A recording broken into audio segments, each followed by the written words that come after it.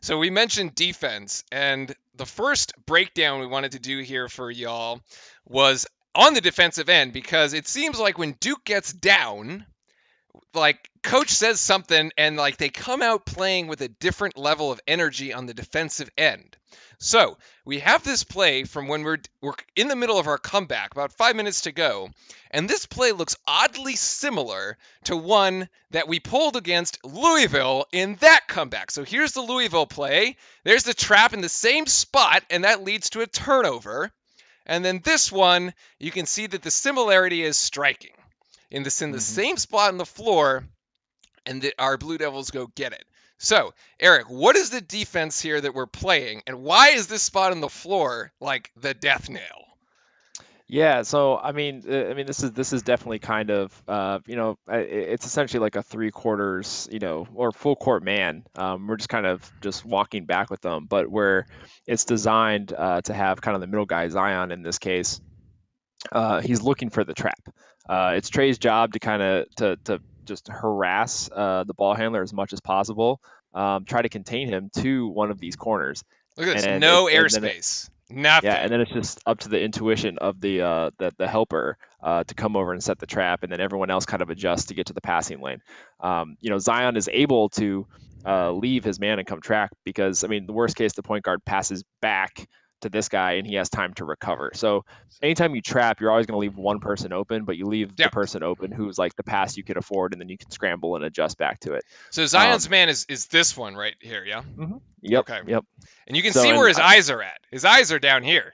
Yeah, it's almost. I mean, it's like he's guarding him, but he's definitely like just he's waiting to jump. It's almost like he's playing at like acting like he's playing defense somewhere else right now. Um, and yeah, I mean, this play really starts just by Trey being just an unbelievable like harassing point guards. I mean, this is one of the guards of Florida State, who's an excellent team, and he almost looks unsure of his handling. Like he is consistently looking down a few times to make sure he's like dribbling correctly, which normally, point guards, elite point guards, like don't have to look down, it's unconscious, but he is just in case Trey Jones' hands are there. And I think that's a reflection of being hassled the entire game Yep. up to this point, and then just Trey Jones does a great job of just constantly making a guy with the ball feel like he's everywhere. He is just all over the place, getting in his sight lines every time he tries to look to see who might be open. Trey Jones gets in his way, so you have to constantly readjust and just creates this like sense of panic.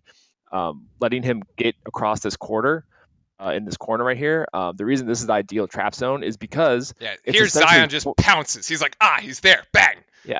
And especially when he turns his back, because this guy does not see Zion coming. As far as he knows right now, he's about to do a spin move and potentially get open, and then they can run their offense. He has no idea it's coming, and he's not going to be able to make that pass. I mean, it's Zion; like he's going to be completely blocking. By the time, even if he did make that pass, worst case, like RJ could come over and cover that guy, and everyone just kind of rotates, and then Zion would duck back and pick up the open man.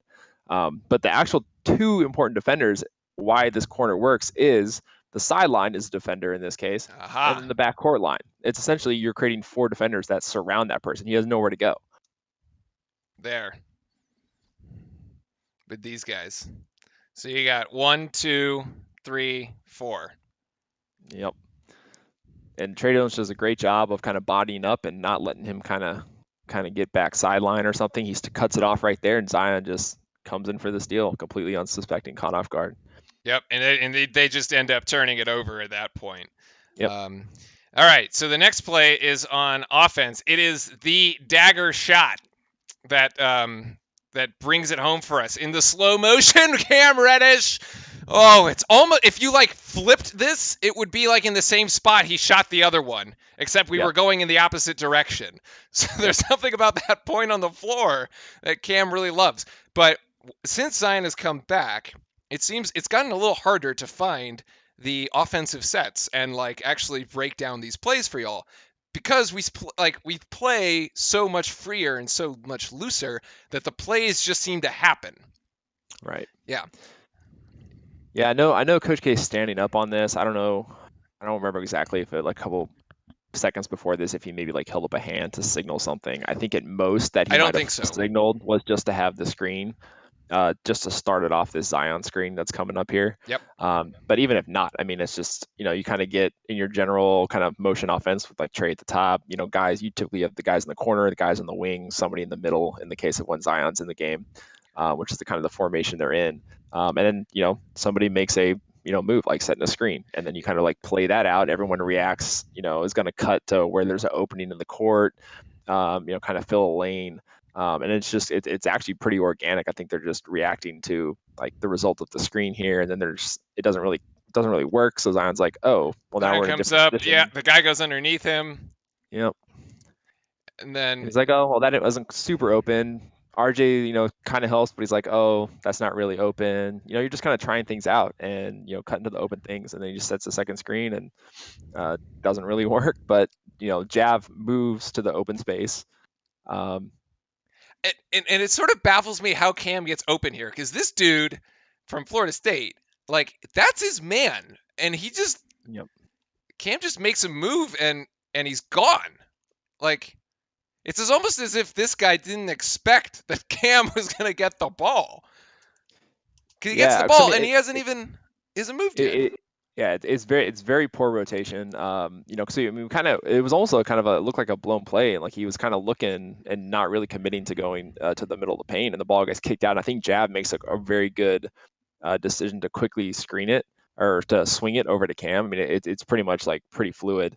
Yeah, that guy's out of position, and Cam is tall enough and long enough that it takes him one step to get 3 or 4 feet of clearance, and he just catches this great and turnaround jumper. I mean, it's a great jump shot for him. I It think it's is like textbook catch right and there. shoot. I mean, there is no hesitation. This thing is delivered in the shooting pocket by, I mean, Yeah, and yeah. I mean that's also see this is also a good point about team chemistry. Where this pass goes, I mean he throws it to like his upper chest, and Cam catches it with his hands already in the shooting position, which is why he's able to quickly get it off versus having to bring it up from somewhere lower. If Jaff had done a bounce pass or something like that. And I think this is the part where you start to get like the little differences, whether you get a shot off or whether it's clean and you're relaxed when you shoot it. And it's like it's knowing from practicing like, oh, I know that Cam likes the ball thrown right to his chest. Some shooters actually like it when it's kind of thrown to their hip because they like coming in the rhythm of coming up, which is slower shot, but if they're more comfortable with it, it's better. So I think this is like the subtle signs of all the chemistry starting to come together, or at least I hope it is. So Yeah, we're gonna go with that and the friendly roll there at the end.